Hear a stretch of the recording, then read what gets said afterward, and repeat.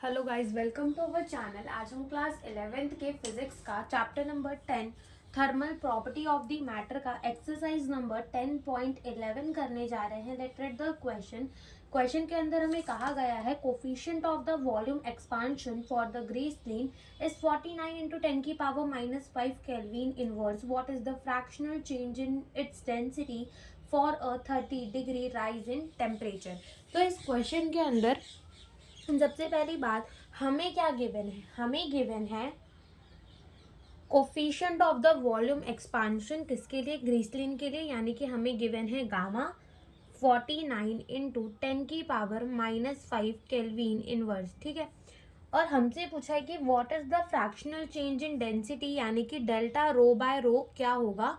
ठीक है। Fractional change in density for a 30 degree rise in temperature. अगर हम 30 डिग्री टेम्परेचर को बढ़ा देते तो हमें पता है कि delta V is equals to V gamma delta T होता है। ठीक है। तो यहाँ से हम लिख सकते हैं delta V by V is equals to gamma delta T लिख सकते हैं। तो पहले हम डेल्टा वी बाय वी निकालेंगे। गामा कितना गिवन है हमें? 49 इंटू 10 की पावर -5 एंड डेल्टा टी कितना हो जाएगा हमारा? 30 डिग्री सेल्सियस। ठीक है। कितना हो जाएगा हमारा?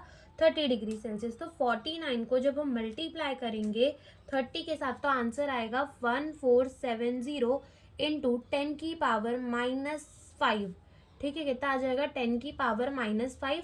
और डेसिमल को जब लेफ्ट में शिफ्ट करते हैं तो पावर क्या होती है? ऐड। लेकिन यहाँ ऐड होगी तो प्लस माइनस क्या हो जाएगा? माइनस। यानी कि हम इसको लिख सकते हैं 1 पॉइंट और राउंड ऑफ करके क्या इसको हम 5 लिख सकते हैं। बिल्कुल। कितना प्लेस आगे किया? 1 2 और 3। तो इसमें से 3 को हम क्या करेंगे? घटा देंगे।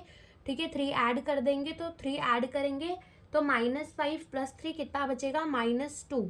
ठीक है। तो ये हमारा क्या आ गया? ये हमारा आ गया फ्रैक्शनल चेंज इन वॉल्यूम। क्या आ गया? Fractional change in volume. लेकिन हमसे तो फ्रैक्शनल चेंज इन डेंसिटी पूछा है। तो अगर तुम्हें पता हो डेंसिटी का फॉर्मूला क्या होता है? मास अपॉन में वॉल्यूम। यानी कि अगर अपना वॉल्यूम बढ़ता है तो डेंसिटी कम होगी, डेंसिटी कम होगी तो वॉल्यूम बढ़ेगा। इसका मतलब इन्वर्सली ये चल रहे हैं।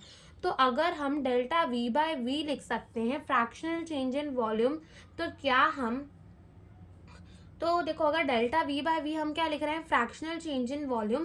तो क्या हम delta rho by rho minus of delta V by V लिख सकते हैं?